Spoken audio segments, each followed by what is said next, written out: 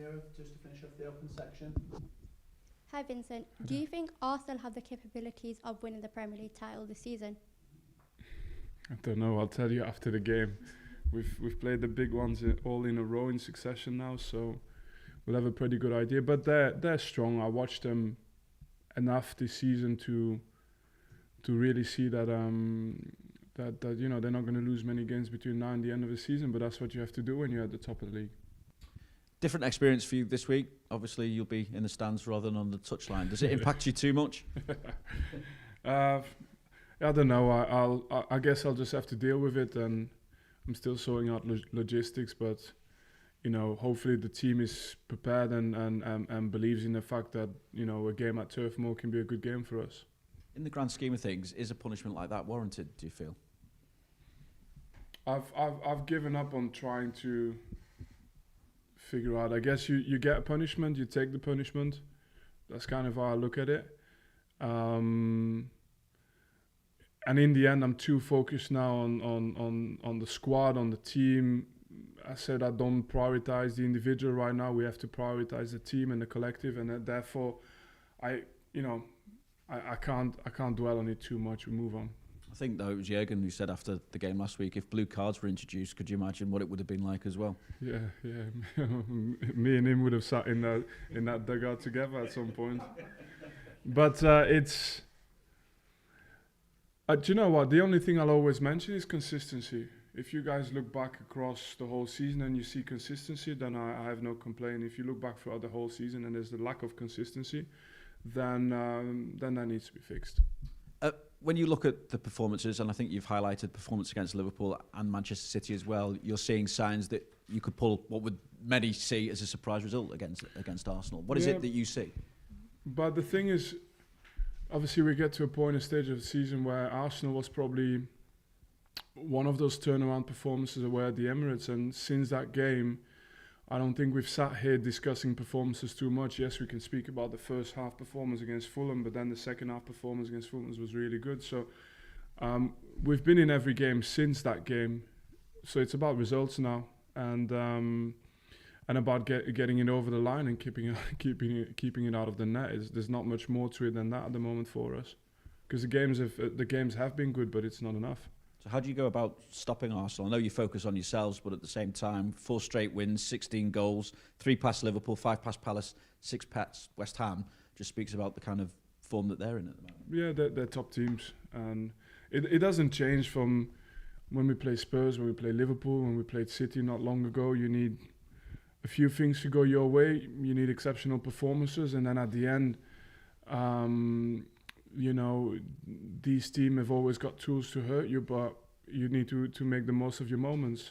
And certainly had enough moments across all of those games, but we didn't make the most of it. Is that the kind of message then you're repeating to the lads? It's make the most of those moments, almost have that belief to make the most of those moments. Yeah, and it's practice and belief, because in the end you have to believe that when you get into this situation, the next time it's in the back of the net. How much are you looking forward to seeing Mikel again as well? Albeit, I don't know how much you'll be able to get to see him as you're not on the touchline next to him. Look, it's you know, you like you said, you have to play them all, right? So we play a top team, and twice a season is enough, right? And but in general, you know, we shared memories and experiences together, playing against each other, but also working together. And so we have a common history, and that's always something that remains. Do you have much contact at all? You're close at all, or just every now and then? Yeah, just might be for random things, or it might be for player-related discussions. But we're all very, very busy, and he is, of course, and it's seasonal. Let's put it this way. Come on. Thank you, Ellen. PLP. You mentioned making the most of those moments. Obviously, the team performed well against Liverpool despite the scoreline. What do you want the players to carry forward into another big game against title contenders? I put at the forefront now, it's belief. It has to be. There's no magic recipe to approach this game. We can have debate about what tactics and what battles will happen in a game, but for them, they have incredible players in every position that can make the difference, and we have a team that at all times is a difficult team to play against, and those are our strengths, and that's what we need to make use of. But much more than that, it's about the way you show yourself on the day. We've obviously spoken about Mikel Arteta there. He said that he noticed quite early on when you were a player that you had that coach within you already. What signs did he show, either when you played against him or when you worked with him, that he would go on to be the coach that he is today? Passionate. I think I liked how he handled as well. I mean, it's not for me to judge. I'm not saying it in any different way than anybody who's just observing, right? And how he handled his first season with Arsenal, the complexities of that, and the change of really important players, and then also working with a very young group, and then gradually growing and improving his team. And it takes, in a high pressure environment, it takes a lot of resilience to do that. So on top of knowing his stuff, on top of being having been a leader in his career, being captain and stuff, he showed resilience and clarity, and that's those are good ingredients. Time you don't always get, but consistency gives you a chance. On that first season, he was obviously shown a lot of patience from Arsenal early on. Do you see him as a good example of when you have the right backing, things can come really good? I won't be the one naive guy that makes a statement that this is how football should be run. You know, it's. I know what the environment is like, but it's also common sense, right? It is actually common sense. Anywhere else, in any other industry, that's how you would approach the matter. But common sense doesn't always apply to our job. But it makes sense. He's a talented person. He had a clarity of ideas and thought, and you know, eventually these guys always rise to the top. Unfortunately, not always in the same club, but he was able to do it in the same club. Thank you. Thanks, Gary. Radio Lines. 7 home games to go, Vinny. Realistically, how much has your home form hampered your chances this season? Yeah, home form. Do you know what? It's just results all over. It doesn't matter home or away. It's the result side of things, and plenty of good games to look back on this season. Plenty of good performances, but in the end, we can't feel sorry for ourselves. It's just been a reality for us, and that's what every single day we're looking to improve. And every game is a new beginning. Let's never forget that. You talk often about belief. The facts are that you've got 13 points out of 72 available.